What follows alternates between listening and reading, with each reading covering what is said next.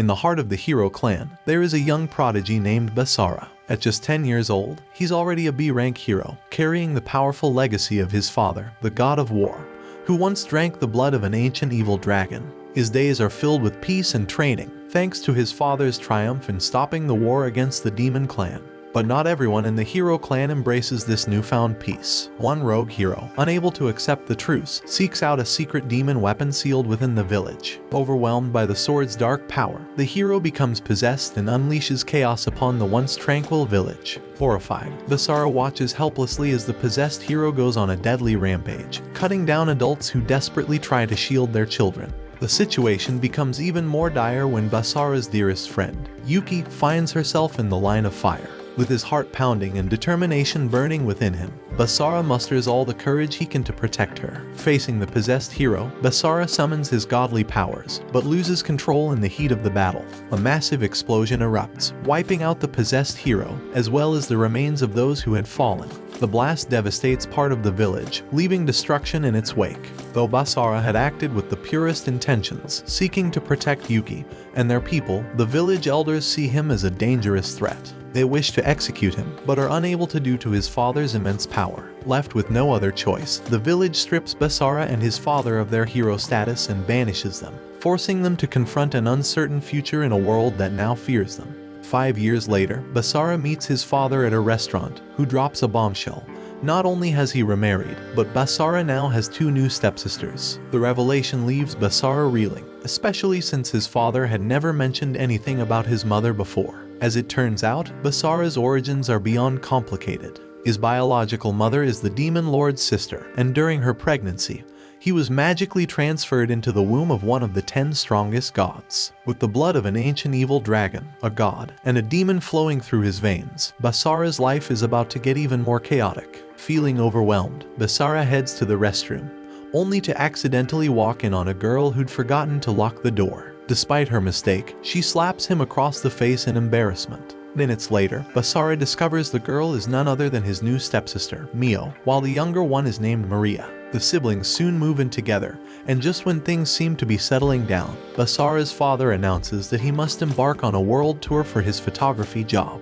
He leaves Basara in charge of looking after his newfound family. He comes back inside to find the lights off and Mio and Maria acting strangely. Mio demands that Basara leave the house, but he's baffled by her request. In response, Maria uses magic to fling him against the wall, revealing herself to be a demon and a lowly succubus. Maria explains that Mio is the future demon lord, and they've altered Basara's father's memories to take over the house as their base in the human world.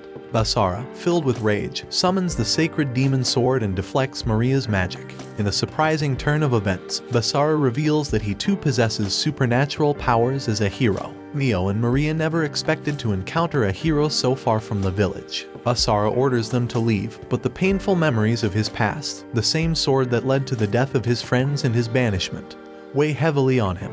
Basara calls his father, who admits he faked being under the demon's spell. His father explains that Mio is the daughter of the previous demon lord, Wilbert, who brokered peace between the demon and hero clans. However, demons killed Mio's father, and she was sent to the human realm for her safety. With her inherited power, she's now a target for the new demon lord's forces. Sensing danger nearby, Basara rushes to the mountains, where he spots Mio falling from a great height. He manages to save her just in time, and together they defeat the lurking shadow. The girls are puzzled by Basara's actions, but he tells them they're returning home because they're family, and now they must face the challenges ahead together. Once they return home, Maria suggests that Basara and Mio form a master-servant pact to strengthen their abilities and better face the new demon lord's forces. With Basara as the servant, he would be able to locate Mio when she's in danger. But as Maria is a succubus, she mischievously reverses the roles, making Basara Mio's master. If Mio disobeys Basara, she experiences extreme arousal, which can only be relieved through intimate contact, making them stronger in the process. The next day, Basara and Mio head to school together.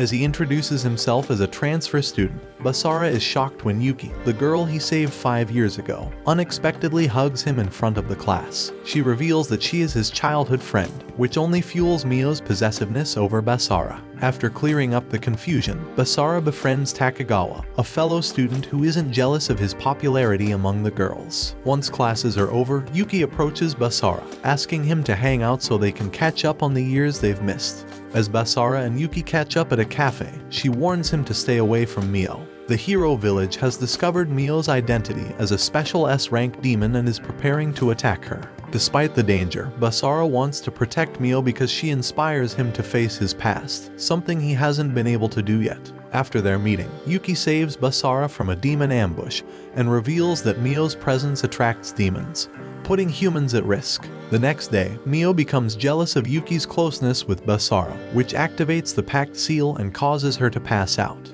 After taking Mio to the infirmary, Basara runs into Takegawa, but their conversation is interrupted by another demon attack. Rushing to find Mio, Basara discovers her on the rooftop, locked in battle with Yuki. Yuki wants Mio to leave Basara alone, explaining his painful past and how he's no longer a B-rank hero. But before the situation can escalate further, a masked stranger appears and reveals that Basara and Maria have been fighting demons non-stop to keep Mio from being targeted by the hero clan.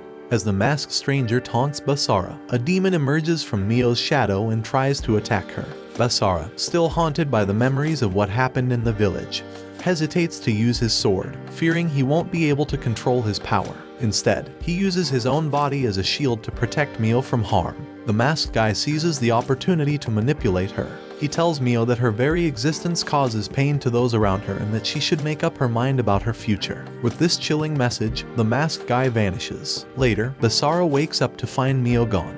She has gone to confront the masked guy, determined to protect her loved ones. However, she finds herself outmatched and weakened. Yuki arrives to help Mio, but she too is quickly overpowered. The masked guy creates a massive magic ball and hurls it at Yuki, intending to crush her. Just in time, Basara appears and uses his banishing shift to erase the magic attack completely. The battle intensifies, with Basara baiting the masked guy into choking him, which creates an opening for Maria to shatter the masked guy's defensive barrier. Driven by his determination to protect those dear to him, Basara unleashes a barrage of powerful sword strikes, eventually causing the demon to explode. As Basara heads towards Mio to celebrate their victory, another demon suddenly appears and stabs him in the stomach. Mio's eyes fill with terror and, overwhelmed with emotion, she unleashes her full power, obliterating the demon with the sheer force of her voice. Worried she might lose control and inadvertently destroy the world, Mio begs Basara to kill her. But Basara firmly refuses, stating that he is not a hero, but her brother,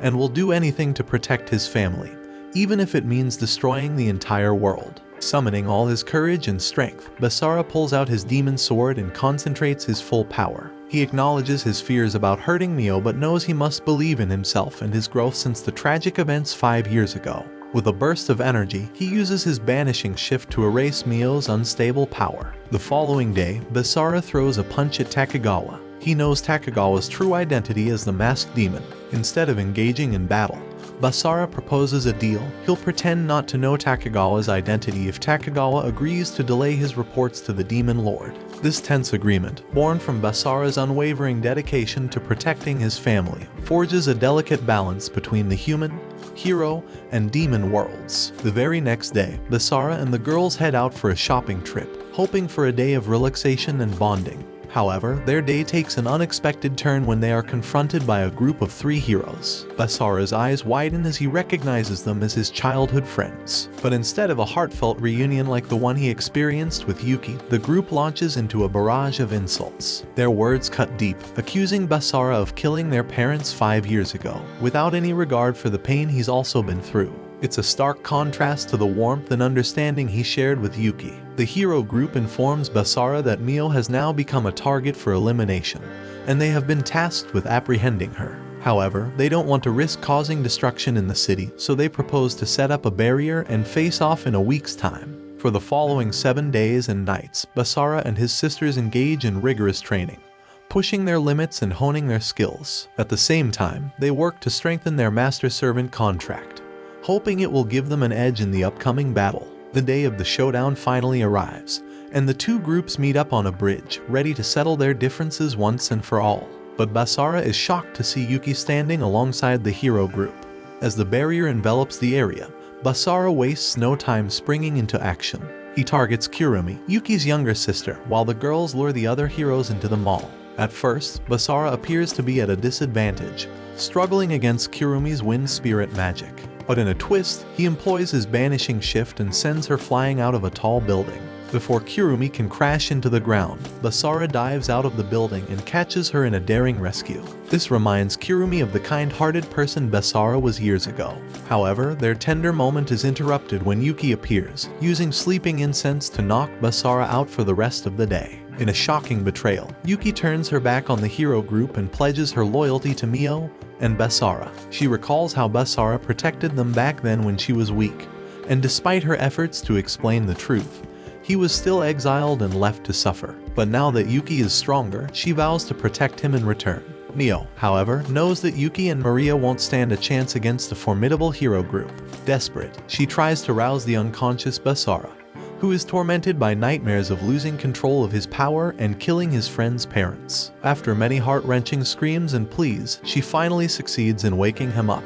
Just as Yuki is on the brink of defeat, Basara arrives in the nick of time to save her. He tackles the leader of the hero group, provoking him to unleash his most potent ability, a massive, uncontrollable tiger beast. But Basara banishes the creature to the Shadow Realm with his banishing shift and brings the battle to a close. The hero group, witnessing Basara's power, has no choice but to retreat. The family, having emerged victorious from their recent battle, can finally breathe a sigh of relief and enjoy some much-deserved peace. However, their tranquility is short-lived when Yuki unexpectedly moves into their house. She has been given orders to supervise Mio more closely, and so their already unusual household dynamic becomes even more complicated. Despite the chaos, life starts to return to normal for everyone. But one day at school, Basara notices something odd. He catches a glimpse of Maria meeting with Takagawa. Maria plays it off as if it were nothing, claiming she simply asked a random person for directions. But Basara isn't condescending. 2 days later, an unexpected development occurs when a girl confesses her feelings to Basara and boldly makes a move on him. She even calls Mio to witness the scene, triggering the pact's side effects. However, Yuki is quick to notice that the girl is not human, but a demon sent to exploit Mio's pact with Basara and weaken her. Desperate to find Mio after she runs away, Basara follows her to a location where he sees her with Maria and another demon. Suspecting the demon intends to harm them, Basara draws his sword, but the demon casts a spell, disappearing along with Mio and Maria. Frustrated, Basara tries to use the pact seal to locate Mio, but it doesn't work. With no other options, Basara turns to Takagawa for information. Takagawa reveals that the demon who abducted the girls is working for Zalja, the very demon responsible for the deaths of Mio's foster parents. Zalja's sinister plan is to force Mio to submit to him, allowing him to absorb the power she inherited from her father. The shocking truth about Maria is also revealed. She has been working for Zalja against her will, as her mother is being held captive. Determined to save Mio, Basara tries to make a deal with Takagawa, but the demon double-crosses him, capturing him instead. Basara is then taken to Zest, Zalja's demon servant, who intends to trade the unconscious Basara for Mio. Zest is hesitant to accept the deal, but Takagawa threatens to report Zalja's actions to the demon lord, who would view them as betrayal. Reluctantly, Zest agrees, but under one condition: Takagawa's death. She pierces him in the chest, seemingly killing him, and takes Basara with her. Hours later, Basara awakens, tied to a bed inside Zalja's castle. Maria appears and attempts to seduce him, but Basara urges her to trust him rather than trying to save her mother alone. Maria doubts Basara's ability to defeat a high-ranking demon like Zalja and reveals her true succubus form.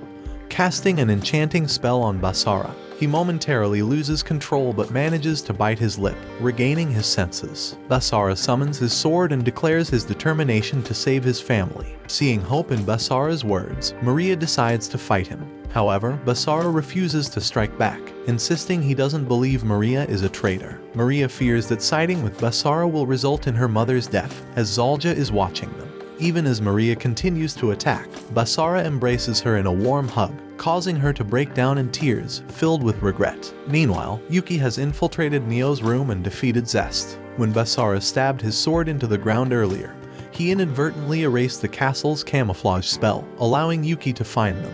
However, just after Zest's defeat, Zalja appears, intending to make Mio and Yuki his new toys. Basara arrives just in time to stop him. Zalja launches a mental attack against Basara, but he breaks free with sheer willpower alone. As Basara struggles against Zalja, using his sword but failing to find a counter, Zalja casts powerful magic. Basara tries to counter with his banishing shift, but the magic proves too strong to be nullified. Growing tired of the battle, Zalja casts a mind-breaking spell on Basara, causing him immense pain. Unable to bear watching Basara suffer, Maria decides to attack Zalja. However, he's prepared for her move and forces her to make a choice by showing live footage of her captive mother. Maria, believing in Basara, chooses to save her friends. In response, Zalja snaps his fingers, seemingly causing Maria's mother to explode. Mio, witnessing another death and understanding Maria's reasons for betrayal, unleashes the power she inherited from her father. Zalja reveals that his true goal was to trigger Mio's power so he could absorb it for himself. As he tries to restrain Mio and take her power, he loses his hand when he touches her. Zalja realizes that Mio has released her own power, not her father's. Overwhelmed by her newfound strength, Mio is determined to exact revenge on Zalja for killing her foster parents. But Basara stops her, explaining that killing Zalja won't bring true satisfaction. While they share this emotional moment, Zalja seizes the opportunity to escape. Just as the group prepares to chase him, Maria's mother appears, alive and well. It turns out that Takegawa's actions were part of a deal. He wanted to personally kill Zalja as a form of revenge for Mio's parents, who had taken care of him. Takegawa had saved Maria's mother using a magic puppet and faked her death. Zalja's attempt to flee leads him straight into the clutches of Takegawa, who had been alive all along. After the heartfelt reunion, Basara enters a room where Takegawa stands, ready to execute Zalja. As Zalja desperately tries to bargain for his life, Basara watches with steely determination. He refuses to show any sympathy for the one who tried to harm his family. With a powerful blast, Zalja's head is obliterated. Watch this next video. See you on the next one.